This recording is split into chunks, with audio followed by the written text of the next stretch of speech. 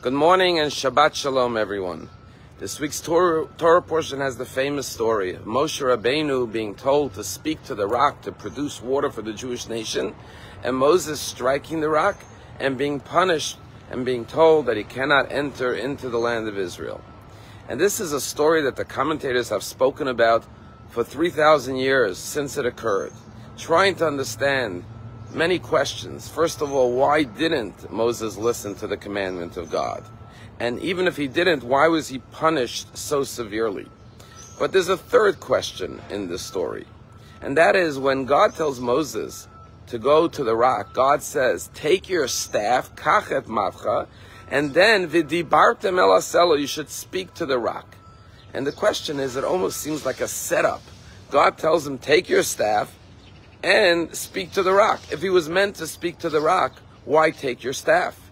And furthermore, 40 years earlier, in the beginning of the journey, there was another incident of a lack of water. And there God said, take your staff and strike the rock. So why was Moses punished for not speaking to the rock if the first time around he was told to strike the rock? And a new interpretation that I never heard until now says that the reason why God told Moses to take the staff was because God said, go speak to the rock. And if the Jews are worthy, the rock will produce water by merely being told to produce water, which is obviously a much greater miracle. But if they don't deserve to get the water through speech, then you will have to strike the rock, which is less of a miracle, because maybe there was water lodged in between the crevices of the rock, and when you struck the rock, you dislodged the water, as opposed to speaking to it and it producing water. And so Moses understood that there's a potential for failure and embarrassment for the Jewish people. If Moses would speak to the rock and it wouldn't produce water, it would imply and send a message to the Jewish people that they're not worthy of the higher miracle.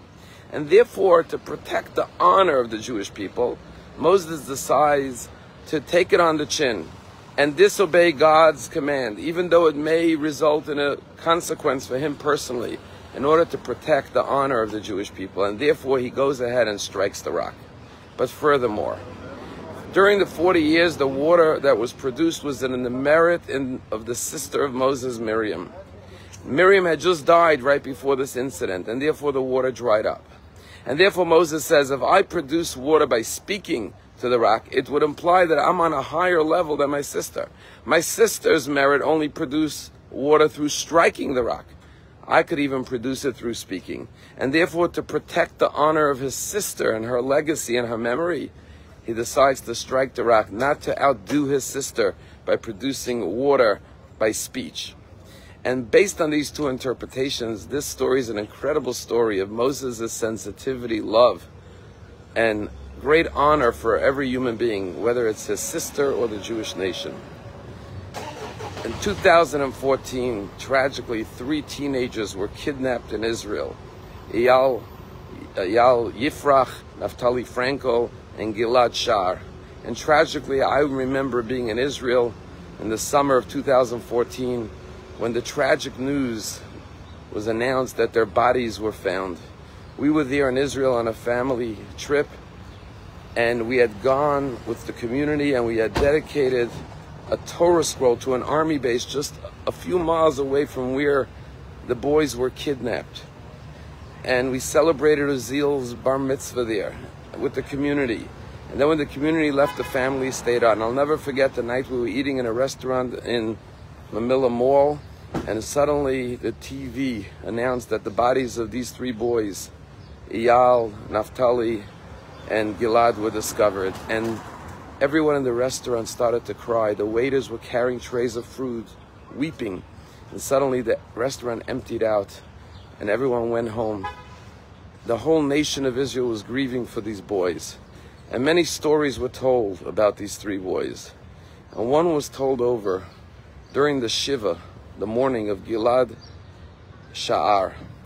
And a teacher in the school who was a remedial teacher for students who needed extra tutoring told the following story, that when Gilad was in 8th grade, one day 2 boys came to her room to get remedial studies Gilad and another boy in the class. The other boy she had known. He had come to her on a regular basis. But Gilad, was the first time he had come to her room. So she started to ask him which areas he needs help in, quizzing him. And it turned out that Gilad was proficient in all his studies. He didn't need remedial studies and classes. So she asked him, why did you come to my room if you don't need it? And this is what Gilad said to the teacher. Gilad said, my teacher said those who need remedial studies should go to this room to get it. And this one boy stood up, and he was the only one. And I felt bad for him that he was being embarrassed, that he was the only one who was behind in his studies. So for him to not feel alone, I stood up and accompanied him here, pretending like I need these studies as well. This was Gilad Sha'ar. This is the story of Moses. Always be sensitive, always be caring about the feelings, about the honor, about the dignity of your fellow man. And even when a boy brings personal embarrassment to yourself, you are willing to sacrifice your own honor for the sake of protecting the honor of others. May we all merit to do that in our personal lives. Shabbat Shalom.